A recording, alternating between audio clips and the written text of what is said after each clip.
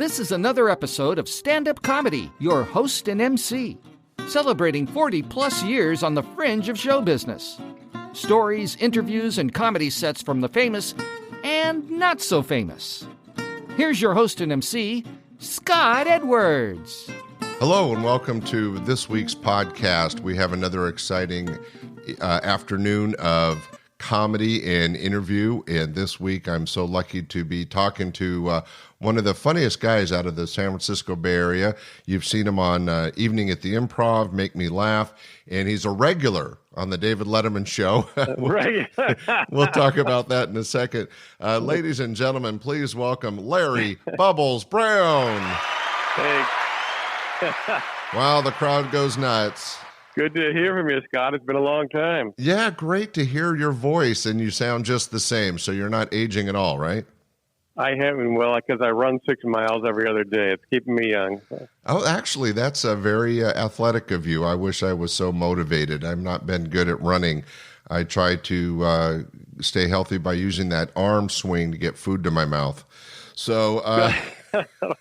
But Larry, we worked together in the early 80s, and we've had a chance to chat via email, and you reminded me of a couple stories. So we'll get into it. Yeah, a couple stories.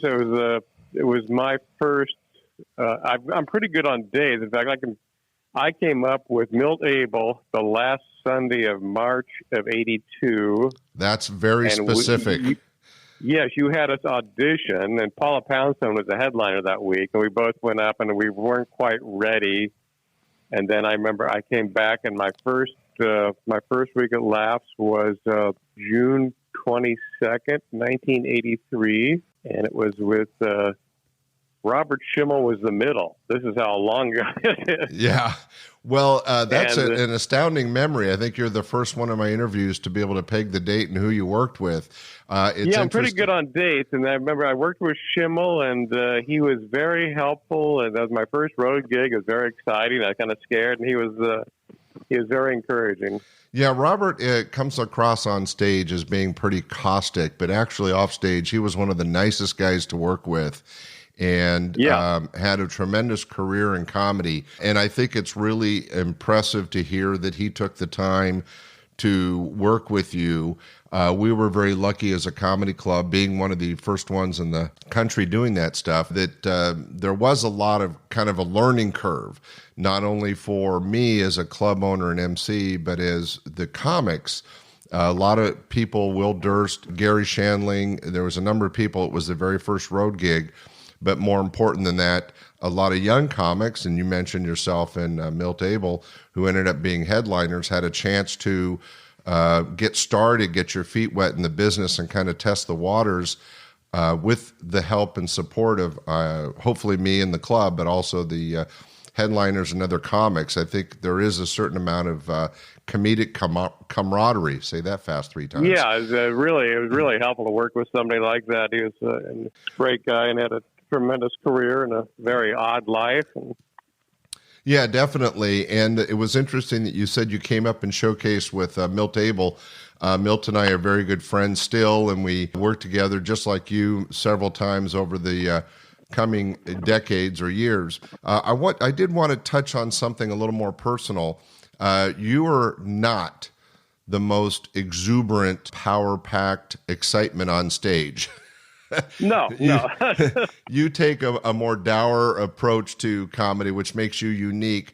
But I've never known who gave you the nickname Bubbles, or was that self-appointed? That was Paula. No. Paula Poundstone. Yeah. Oh, that's great. She, well, I'll tell you how it happened. There's a documentary I'm in. It's called Three Still Standing. It's about the San Francisco comedy boom of the 80s. It focuses on me and Durst and Johnny Steele. And one night at the Holy City Zoo, Paula Poundstone was hosting an open mic, and I was doing a set. And for some reason, I suggested that me and her and another girl that worked at the zoo go to these hot tubs down the street. And she thought that was so hysterical, so she started calling me Bubbles. And it stuck. And it stuck. And I never liked that name, but it kind of stuck. And someone said, well, it's good because people never remember names, but they'll remember Bubbles. So I kept it. So. I didn't realize you didn't like it. I hope I wasn't insulting you all those years.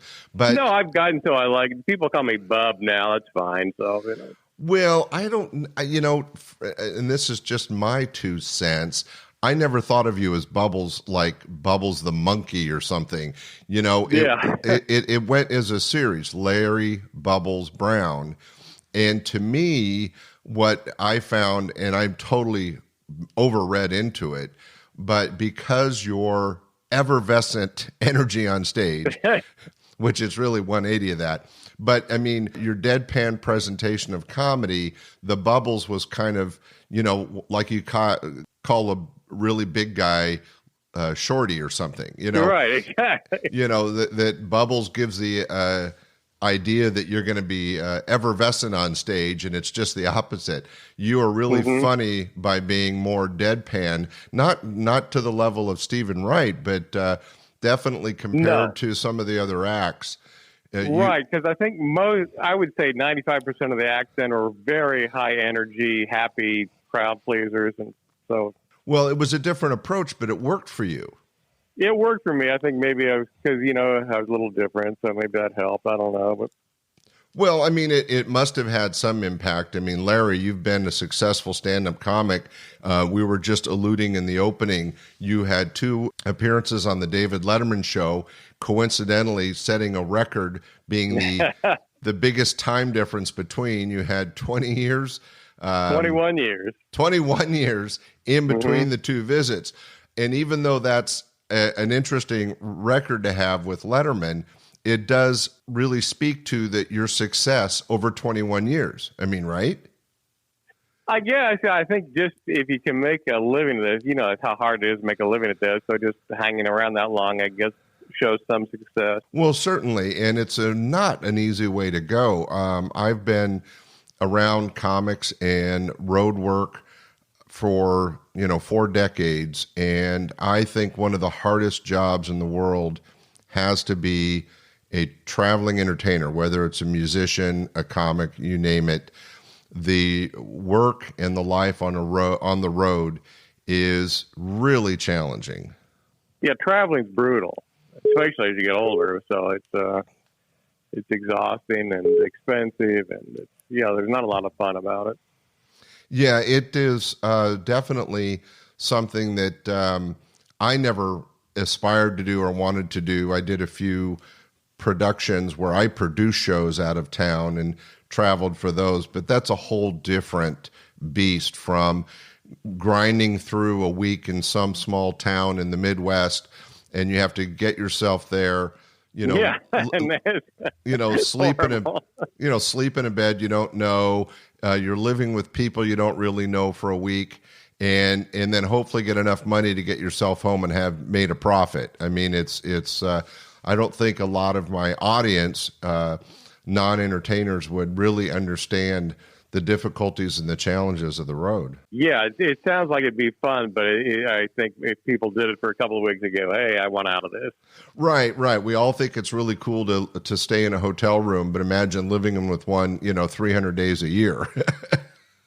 Yeah, some people do that. Right. Although, as we know, road comics rarely got a nice hotel. Very rarely. At least you had a nice condo for us. Yeah, you mentioned that in the email. You go ahead and tell the audience where you stayed when you were working at Laughs.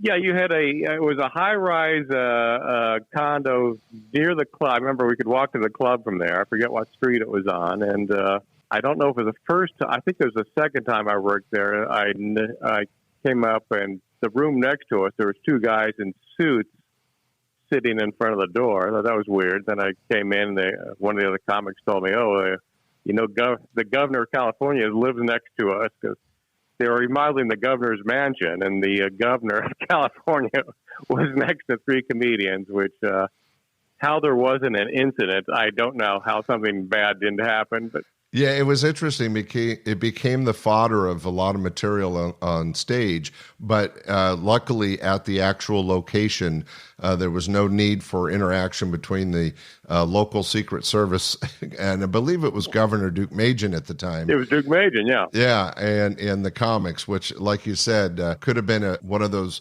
fast-moving sitcoms. Or an arrest. Right. The crazy things. Now, you mentioned you had a chance to work with Robert Schimmel. Didn't you also work with Angel Salazar? That was I worked, that was the third time I was up. That was March of 84. Yes, that was Angel Salazar, he had just done the movie with where Al Pacino, where he played Tony Montana, and Angel had a part Scarface, in that movie. Right? Scarface, yeah, and he had a lot of recognition off that, and yeah, that was a fun guy. That was interesting. We actually had used Angel a couple times before the movie, and in the movie Scarface, he played one of the thugs.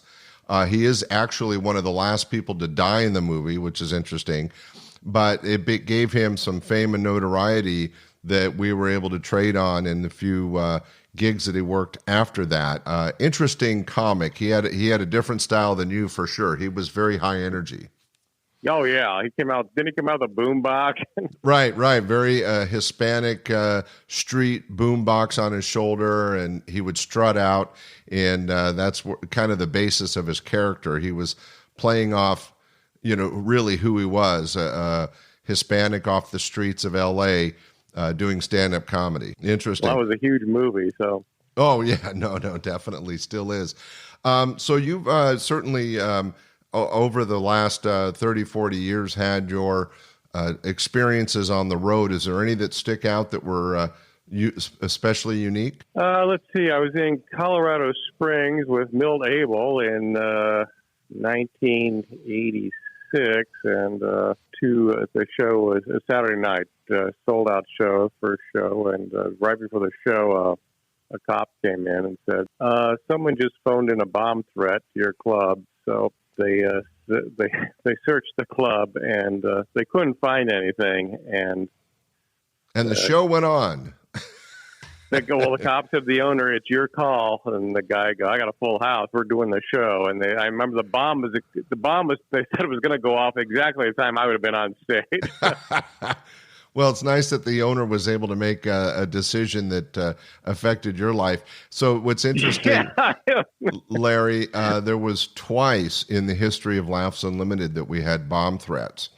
But we were not even so concerned as to call the cops. We just kind of made the determination on our own, which was probably really risky or stupid. But being in the comedy business and entertaining people, and there's drunks and other reputable people that were regulars at the clubs. So getting the bomb threats didn't at the time pose. I mean, I was like the club owner you were working with. I just chose to take the risk. And in hindsight, maybe that was irresponsible, but there never was a bomb, and we never, in our case, we didn't even let the audience know or interrupt the show. We just went ahead as planned. And that was probably the best idea. I mean, people calling comedy clubs probably think, "Oh, this will be funny," So right, and trying to just throw off the whole evening for people. In the case of yours, because the police showed up, so the audience and the comics, everybody was aware. People were asking, "Hey, what's going on?" And the owner was trying, "Oh, no, nothing. Sure, he doesn't want his audience to leave. Right. Oh, that's funny. So you had, I was trying to find out, what year did you open that Laughs Unlimited? Well, this whole podcast is celebrating 40 years on the fringe of show business. I opened in August of 1980. For those listeners that haven't heard the early episodes, I was working on a book about 40 years on the fringe of show business and working in comedy. Oh. And my wife said, you have all this great material. You should do a podcast. And I'm like, what's a podcast?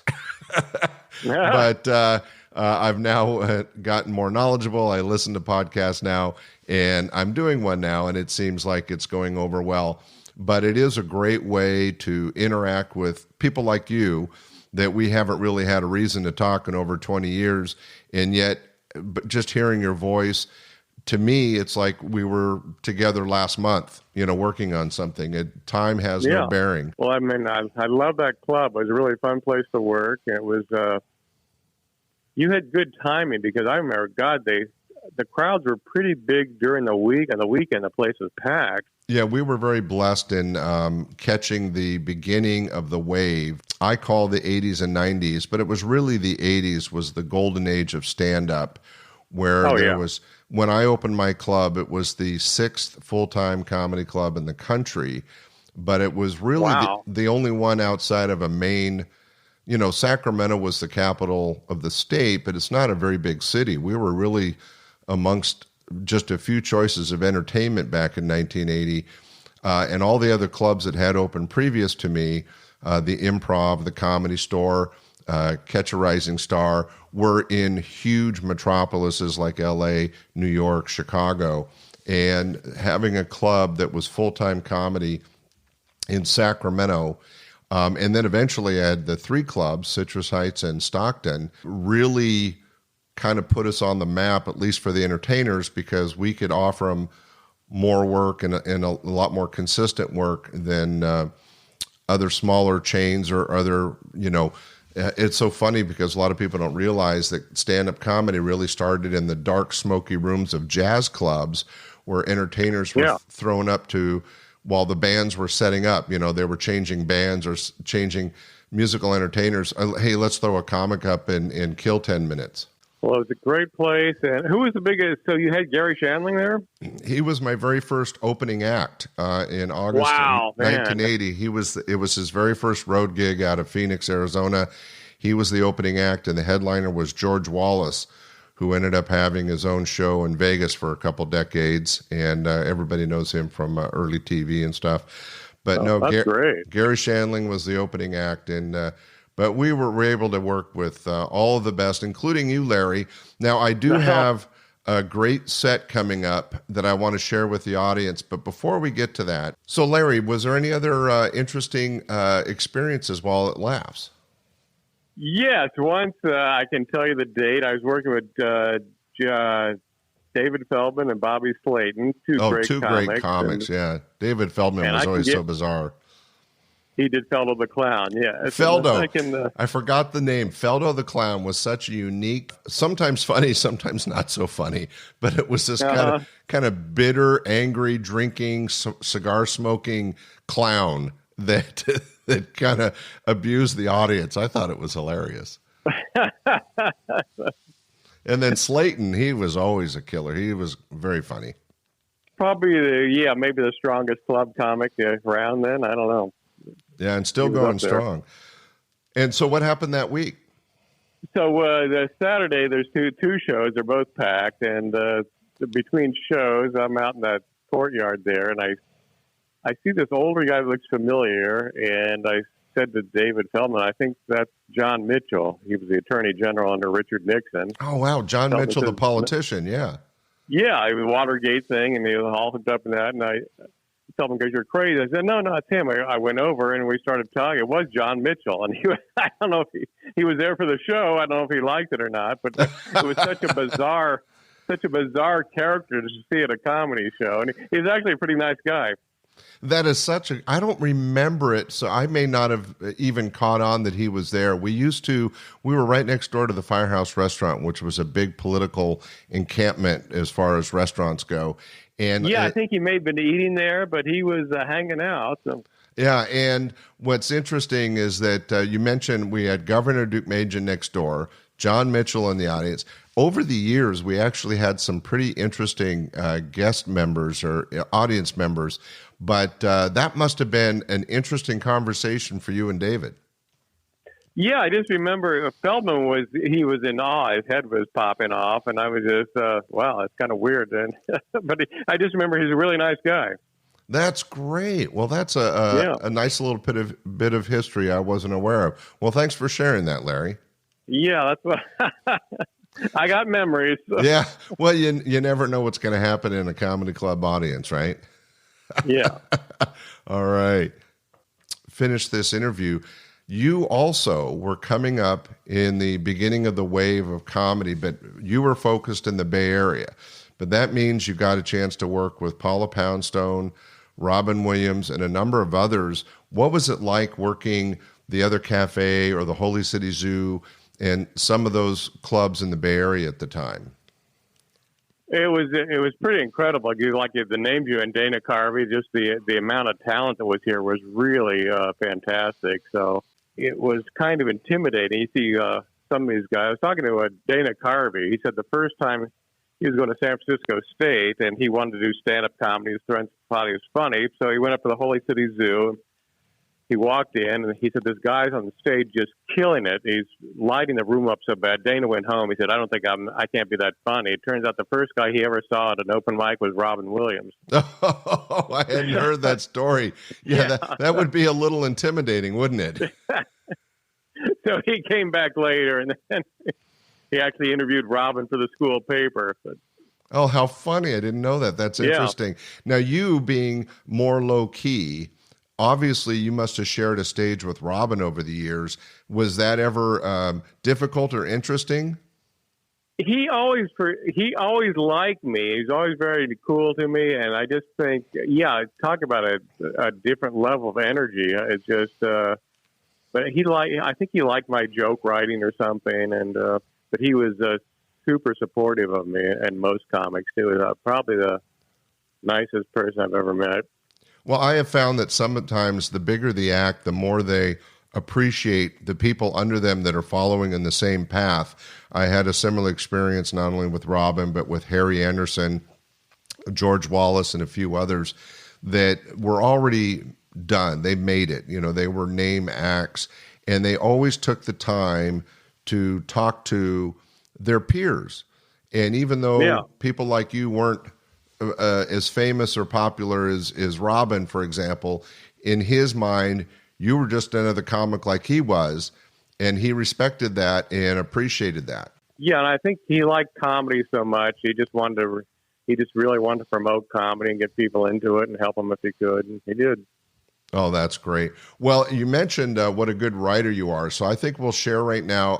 I have a set of Larry Bubbles Brown. I'm going to play it now, but I wanted to say thanks, Larry, for coming on the podcast, sharing some of your great memory. Boy, you were pulling out names and dates. I got a good memory for dates, yeah. And if I could ask you two more questions before we go. Oh, sure. You have questions for me? That's unusual. Didn't you have a big? I seem to recall some picture you had. It was like three comics. I think it was Dennis Miller and maybe Joel Hodgson. And somebody, it was a great picture, and it was in front of, I think you had it out in the lobby of the club. Do you remember that? Well, we had several. Joel Hodgson, who did Mystery Science Theater, and of course, Dennis Miller, who everybody knows. But there was a lot of pictures. I don't remember a specific. Okay, guys, I wish I could find it. I think it was Joel and Dennis and one other guy, but it was a great picture. Oh, that's great. Well, thanks for remembering. What was the other? The other thing was in the green room. I think this is the first time I ever played. Didn't you have one of the first Pong games? Yes, we had a table version. I thought. Yeah, because we used to play that before we go on the stage. We had. I'm a big video gamer, and back in the '80s, video games, kind of like comedy, was really taking off. And I owned one of the first table Pong games. And for those people that are under 50 years old, Pong was basically a paddle or line that you would move right or left. Yeah, it was black and white. It was black and white, and you were basically playing tennis or ping pong, trying to move this dot back and forth. And I had a very unique cocktail table version, which I had picked up, and it was already historic when I bought it, and I had it in the club, and then we moved it back to the green room because we needed space in the front lobby, and it was like that, and I had an antique Coke machine that actually worked in the green room. And it was... I remember, because I drank Coke like crazy. And it was things like that were interesting to me, and I was, doing well at this point at the club and picked up, and we always tried to treat the comics better than well, I don't know if that's maybe the right way to put it. We always tried to treat the comics well. You did, and a lot of clubs did. So that's another horror of being on the road. You get clubs that are nasty to you, and we won't name names, but there were a couple that were notorious. Oh yeah, there's some notorious stories about road clubs. Well, the problem was that in some of the clubs, they treated the comics like this week's meat.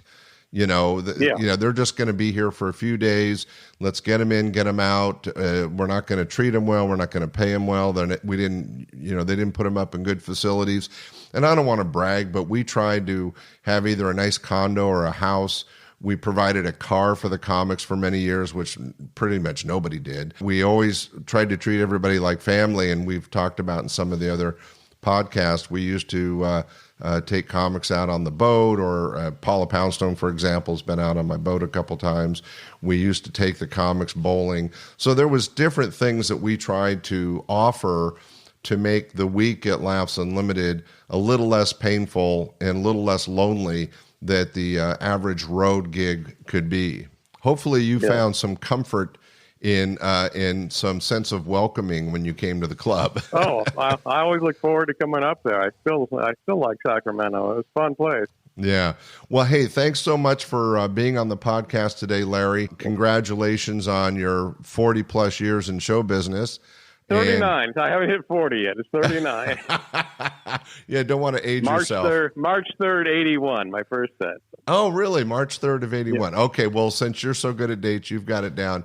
So, ladies and gentlemen, congratulations to Larry Bubbles Brown for great to hear from you, Miss Scott. 39 years of comedy. And here's a comedy set of Larry. Larry, again, thanks again, and we'll talk soon. Thanks for having me, Scott. Great hearing from you. All right, ladies and gentlemen, sit back, relax, and enjoy this great comedy set from Larry Bubbles Brown. Well, calm down, Mr. Fun's here.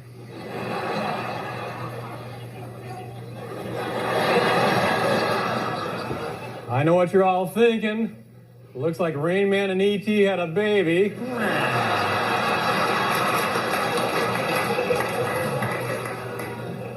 Boy, it just keeps getting better. Someone stole my identity.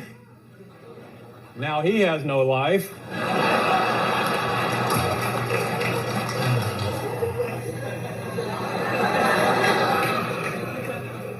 I tried to donate my body to science. They said, try Goodwill.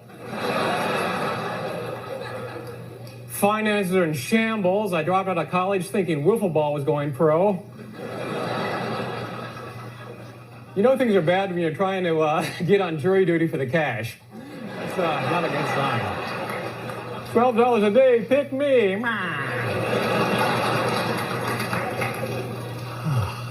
Professional people are killing me. I'm getting my physical. My doctor says, I need a list of all the women you've had sex with. Oh, man, do I have a disease? He goes, no, but if you get him in bed, I know I can.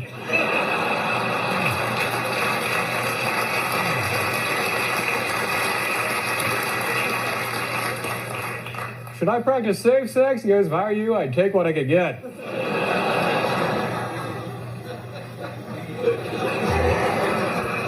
Told him I wanted to die with dignity. He gave me a tie. He got me so depressed, I went next door to the therapist. She listened for 5 minutes, said, Larry, maybe life isn't for everyone.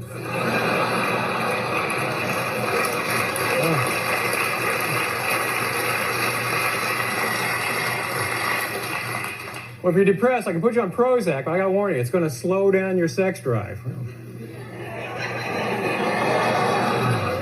Slow down my sex drive? That's like putting a leash on a turtle. Give me the pill. Then I'm talking to this lawyer. He goes, do you have a will? I said, to live?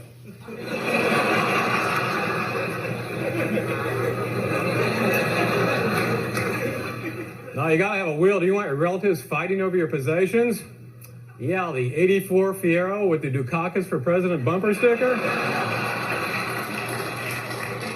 I sense a lot of appeals on that one.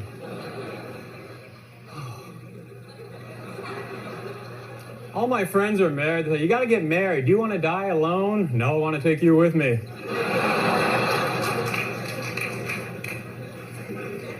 Well, do you know what it's like to be married? I think so, because once I sat in a bear trap.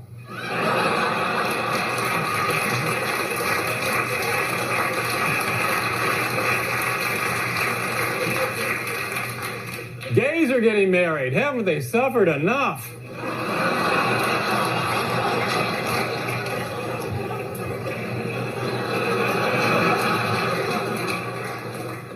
You can get mail-order brides in this day and age. Mail-order brides, in my luck, she'd choke on the styrofoam packing.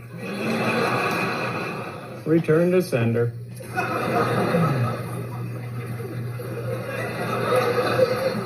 No, you should get married because when you get older, your kids will take care of you. Does that ever happen? I'll be 90 in my wheelchair. The kids will be standing over me. What's the PIN number? Where's the money, old man?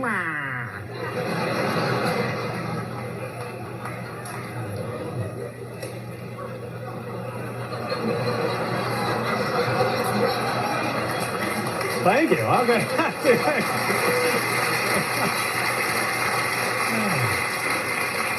You should get a tax break for not having children. They pay farmers not to grow stuff. Now we're cloning human beings. That's like counterfeiting pennies.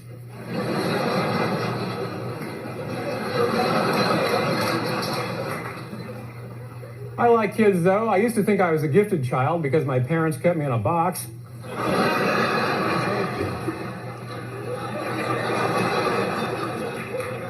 Well, summer's here, and like you, my thoughts turn to death.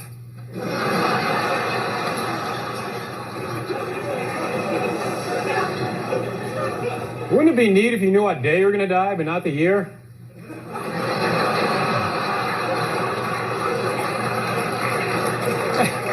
Wow.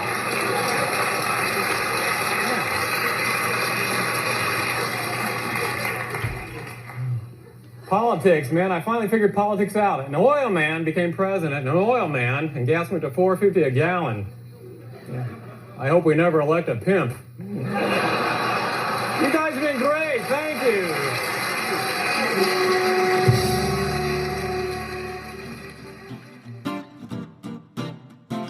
We hope you enjoyed this episode of Stand-Up Comedy, your host and MC. For information on the show, merchandise, and our sponsors, or to send comments to Scott, visit our website at www.standupyourhostandmc.com.